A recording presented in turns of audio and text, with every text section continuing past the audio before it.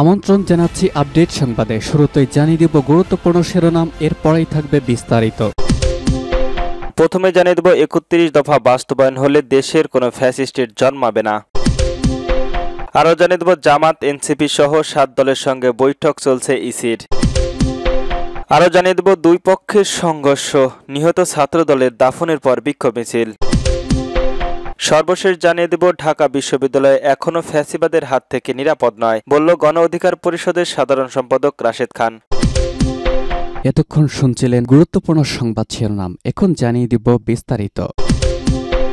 ৩১ দফা বাস্তবায়ন হলে দেশের কোনো ফ্যাসিস্টের জন্মাবে না। ময়মনসিংহের দক্ষিণ জেলা বিএনপির সদর গফরগাঁওয়ে আসনে ধানের শীষের মনোনয়ন প্রত্যাশী অ্যাডভোকেট আলম ফাউজর খান বলেছেন, বিএনপির ভারপ্রাপ্ত চেয়ারম্যান তারেক রহমানের ঘোষিত ৩১ দফা বাস্তবায়ন হলে দেশে আর কোনো ফ্যাসিস্টের জন্ম হবে না। পৌর শহরের জামতলী মোড়ে উপজেলায় থানার পাগলা মোড়ে পৌর বিএনপির অঙ্গ সংগঠনের আয়োজন করে তারেক রহমানের ঘোষিত ৩১ দফার কাঠামো বাস্তবায়ন ও আগামী সংসদ নির্বাচন নিয়ে জনসভায় প্রধান অতিথির বক্তব্যে এমন কথা বলেন তিনি। সমাবেশে অ্যাডভোকেট আল ফরহাদ খান বলেন, আন্তর্জাতিক অপরাধ ট্রাইব্যুনালের আদালত ফ্যাসিস্টের শেখ হাসিনার রায় ঘোষণা করেছে। শেখ হাসিনাকে দেশে ফিরিয়ে আনতে অতি দ্রুত ও ফাঁসির রায় কার্যকরের দাবি জানান তিনি। পাগলা থানা উপজেলার বিএনপির নেতা আমির উদ্দিন পালোয়ানের সভাপতিত্বে ও উপজেলা স্বেচ্ছাসেবক দলের সিনিয়র যুগ্ম আহ্বায়ক দিদারের পরিচালনায় সমাবেশের বক্তব্য রাখেন পাগলা থানার বিএনপির নেতা আমির হোসেন সহ নেওয়াজ বাচ্চু, উপজেলার মুক্তিযোদ্ধা সংসদ সদস্য সচিব আব্দুল রফ, পাগলা খান স্বেচ্ছাসেবক দলের যুগ্ম আহ্বায়ক ডক্টর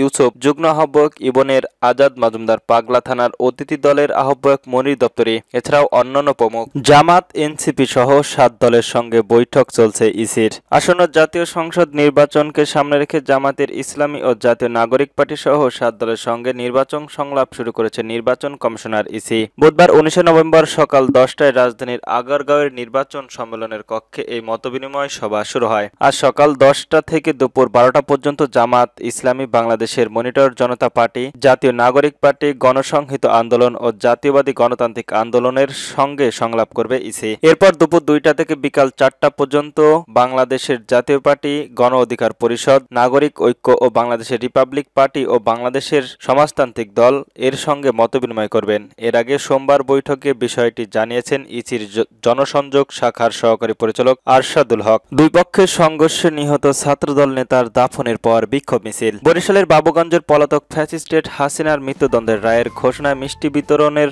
দুই পক্ষের সংঘর্ষে নিহত হয় ছাত্রদলের নেতা রবিউল ইসলাম। রবিউলের দাফন সম্পন্ন শেষ হয়েছে। দাফনের পরে হত্যার প্রতিবাদে বিক্ষোভ মিছিল করেছে ইউনিয়নের বিএনপির নেতাকর্মীরা। বাদ আসর মরহুম ছাত্রদল নেতা রবিউল ইসলামের জানাজার আগরপুর আলতাফ মেমোরিয়ালের মাধ্যমিক বিদ্যালয় মাঠে অনুষ্ঠিত হয়। জানাজা শেষে তার লাশ পারিবারিক কবরস্থানে দাফন করা হয়। দাফন শেষে উপজেলার জাহাঙ্গীরনগরের ইউনিয়নের বিএনপির উদ্যোগে ছাত্রদলের সহ সভাপতি রবিউলের হত্যার প্রতিবাদে বিক্ষোভ মিছিল করেন। স্থানীয়রা জানান, ১৭ নভেম্বর সন্ধ্যায় উপজেলায় শেখ হাসিনার রায়কে কেন্দ্র করে আগরপুর ইউনিয়নে ছাত্রদলের নেতাকর্মীরা মিষ্টি বিতরণ করছিলেন। ওই মিষ্টি বিতরণের ছাত্রদলের সহকারী সভাপতি রবিউলের সঙ্গে স্বেচ্ছাসেবক দলের নেতা আরুল হোসেন, মোহাম্মদ রাসেল ও মোহাম্মদ শাকিলের মাধ্যমে বাগদিগন্তের ঘটনায় ছাত্রদল নেতাকে কুপিয়ে হত্যা করা হয়েছে। বাবুগঞ্জ থানার পরিদর্শক তদন্ত পলাশচন্দ্র সরকার বলেন, আসামিদের গ্রেপ্তারের পুলিশের একাধিক টিম মাঠে কাজ করছে। এ ঘটনায় মামলার প্রস্তুতি চলছে বলে জানান তিনি। ঢাকা বিশ্ববিদ্যালয় এখনো ফ্যাসিস্টের হাত থেকে নিরাপদ নয়,